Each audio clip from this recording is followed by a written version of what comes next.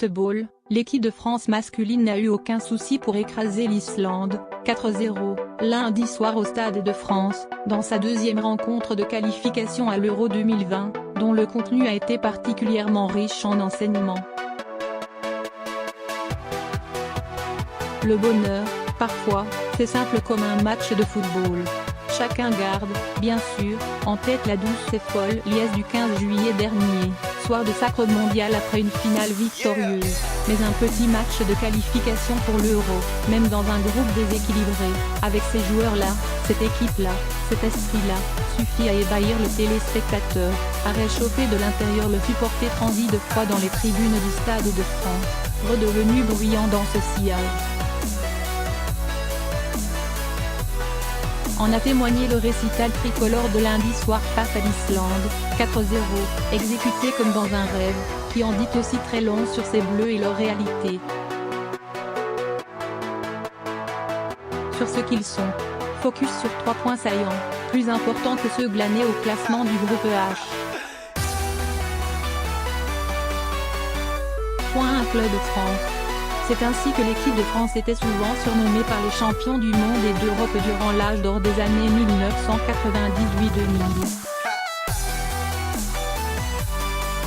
Une stabilité, propre aux effectifs de club, qu'a réinstauré le capitaine de l'époque, aujourd'hui sélectionneur, en équipe nationale. Ce n'est pas évident pour ceux qui sont sur le banc 2 fois en 3 jours, mais il y a une question d'automatisme, d'habitude. On a réalisé beaucoup de très bons enchaînements, il y a eu de la fluidité, de la cohérence, des affinités techniques. Les joueurs, se trouvent de mieux en mieux. Ça n'a pas toujours été le cas, mais c'est à force de répéter, de rejouer ensemble, qu'ils jouent les uns pour les autres. C'est aussi pour ça que j'ai choisi de remettre la même équipe, que vendredi. Ils se connaissent, ainsi mis en avant Didier Deschamps lundi soir. C'est cette volonté de créer des repères et un cocon protecteur en sélection qui a, par exemple, poussé le coach à titulariser Samuel Umtiti malgré une condition physique précaire, au regard de son importance dans le groupe Sam, c'est Sam, avait justifié Deschamps en annonçant sa dernière liste, a rappelé Layvin Kurzawa malgré un temps de jeu famélique au PSG il connaît le groupe, ou à maintenir Olivier Giroud dans son 11, quand son club de Chelsea le snob. En gros, à privilégier le sentiment d'appartenance à l'équipe plutôt que la forme du moment de tel joueur. Un choix pour le moins payant. Un engagement de tous les instants.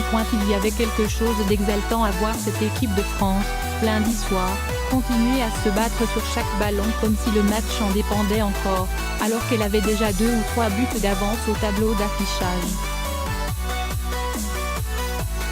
Les Bleus se sont dépouillés, face à l'Islande, comme s'il s'agissait d'un match de Coupe du Monde. Preuve que le sélectionneur sait motiver ses troupes au-delà du contexte en soi. Et que ça marche. Je pense qu'on a progressé, pris de l'expérience avec la Coupe du Monde, où on a joué beaucoup de matchs fermés de ce genre, a expliqué Paul Pogba au coup de sifflet final. Il fallait marquer un but puis rester haut, presser le ballon, rester dans leur camp. C'est ce qu'on a fait sur les 2 matchs. Blaise Matuidi, lui, l'a formulé ainsi, on a démontré qu'on est vraiment une grande nation. C'est ce qui les fait courir, désormais, du début à la fin. Mbappé pas fâché. On l'avait laissé chaque point, nerveux, agacé contre ses partenaires qui ne le servaient pas assez vite, et bien, à son goût.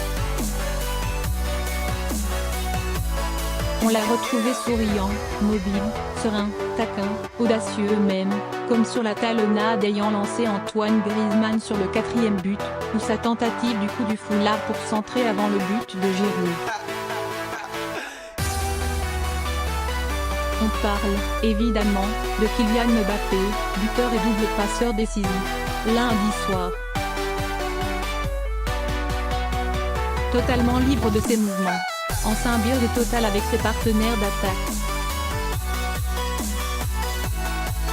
car à chaque permutation du Parisien, il y avait le travail de sape d'Olivier Giroud dans l'axe, et les courses de compensation, parfois de plus de 40 mètres, d'Antoine Griezmann.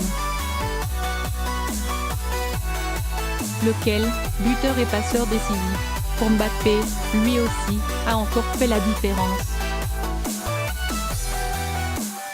Vous, les médias, dites qu'on ne se trouve pas avec Kylian, mais c'est juste parce qu'on n'avait pas assez joué ensemble.